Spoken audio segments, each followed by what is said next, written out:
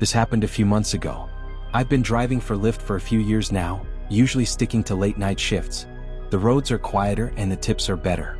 But sometimes you get a ride that sticks with you, and not in a good way. I always considered myself cautious.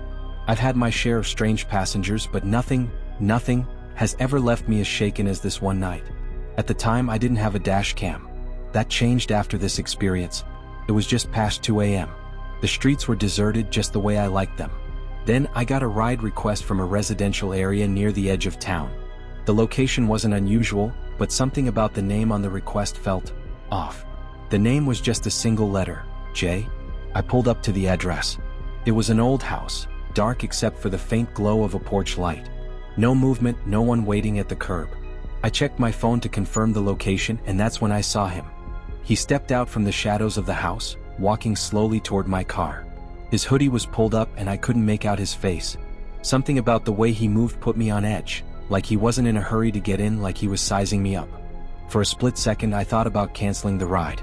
But I hesitated too long. He slid into the back seat without a word. Most passengers mumble a greeting or at least give me a nod. Not him. He just sat there staring through the rearview mirror. His hoodie cast a shadow over his eyes, but I could still feel them on me. I cleared my throat. "Hey, how's it going?" Silence. I checked the GPS, 20-minute drive. Too long to be stuck in this uncomfortable quiet. Trying to ease the tension, I reached for the radio. The second the music came on, he spoke for the first time. "Turn it off." His voice was low, almost a whisper. But there was something sharp in it, like a command. I flicked the radio off and kept my hands tight on the wheel. My instincts were screaming at me that something wasn't right. A few minutes passed before he spoke again. "You ever drive someone you shouldn't have?" His words sent a chill down my spine. I forced a chuckle. I try not to." He didn't laugh. He didn't even move. I caught his reflection in the mirror. He was smiling just slightly. "I used to drive," he said, "until I picked up the wrong person." I swallowed hard. "Yeah?" He leaned forward slightly.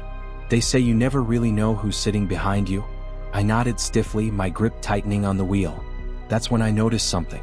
His hoodie wasn't just dark, it looked wet, stained. My pulse spiked. My mind raced through possibilities. He started muttering under his breath.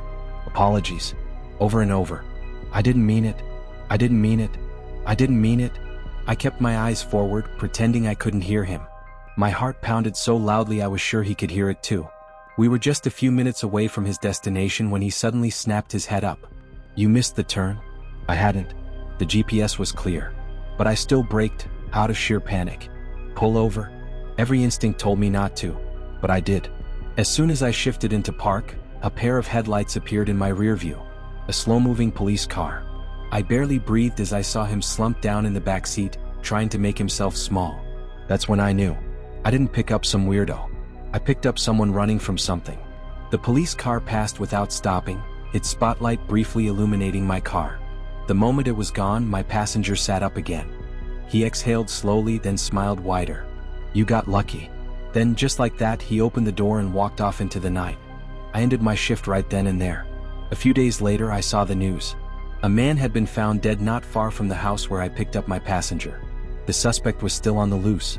And the police sketch? It looked exactly like the man who had been sitting in my backseat.